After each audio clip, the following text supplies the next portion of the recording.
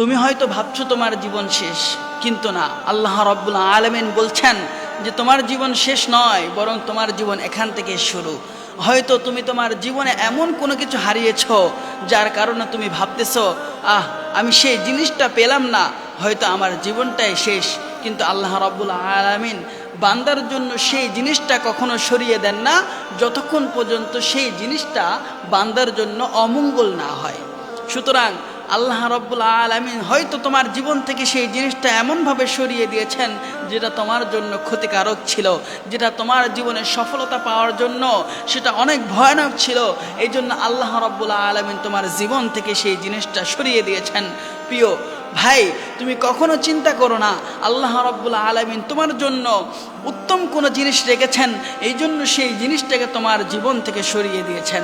সুতরাং আল্লাহর ওপর ভরসা রাখো, তাওয়াক্কুল করতে থাকো, দেখবে আল্লাহ রাব্বুল আলামিন তোমাকে সেই যেই জিনিসটা হারিয়েছো সেই জিনিস থেকে অনেক উত্তম জিনিস তোমাকে দান করবেন। সুবহানাল্লাহ।